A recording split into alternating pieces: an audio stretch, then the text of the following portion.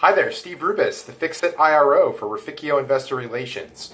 Today we're going to cover the topic, do you chat with investors? And specifically, do you use instant messenger to converse with investors? The question really stems from the idea of MiFID II and that it's driving investors and companies closer together as the sell side goes away. So let's cover two main topics in this video. One is, should you chat with investors? And two, should you use IM to do so? So to start, I want to give two anecdotes that really color my thinking on the topic. And the first one has to do with when I worked at a boutique equity research shop where I had to register my IM handle with the compliance department. That meant that anything I put into IM was fair game for regulators.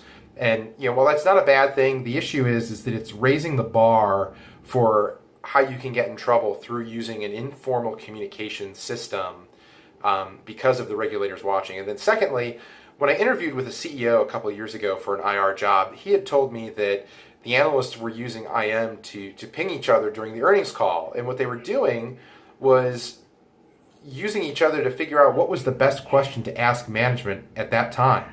So each analyst would get the question they want answered as a group in a way.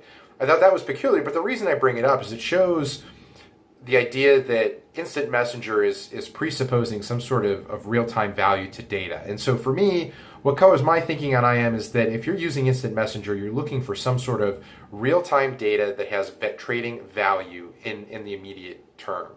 So should you chat with investors? The answer is a resounding yes. I mean, if you chat with investors, you can take their temperature on the stock, temperature on the industry, on the market, allows you to get feedback on what you're doing right, what you're doing wrong. And the best ways to really converse with investors, I think, are either in person or over the telephone.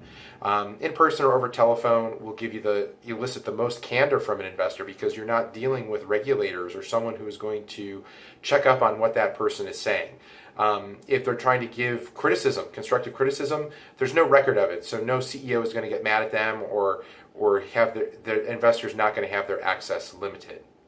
So now that we've talked about that, let's get to the idea of, should I use IM? And really, using IM, here's some things to think about. If you're going to use IM, I'm betting that an investor is only going to IM you during market hours.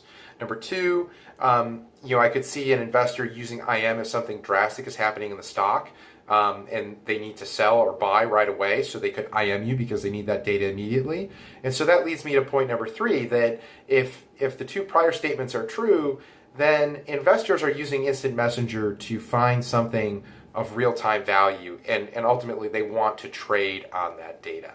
So, we also had the comment that, well, if I'm only providing widely disseminated public information over IM, what difference does it make? And certainly, if that's the case, who cares? I guess you can use IM. But again, the problem with IM is it's the idea of managing downside risk, and even if you have publicly traded information, due to the instantaneous nature of IM, you're opening yourself up to selective disclosure, and you don't know where that data is going to once you ping the first person with it.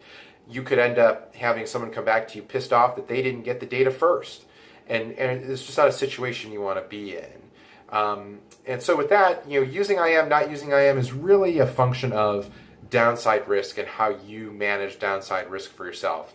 One person, it's not going to be a big deal for. Somebody else, it might be. But what I'm really interested in is hearing from the buy side. How many of the buy siders use IM to reach out to an investor relations professional?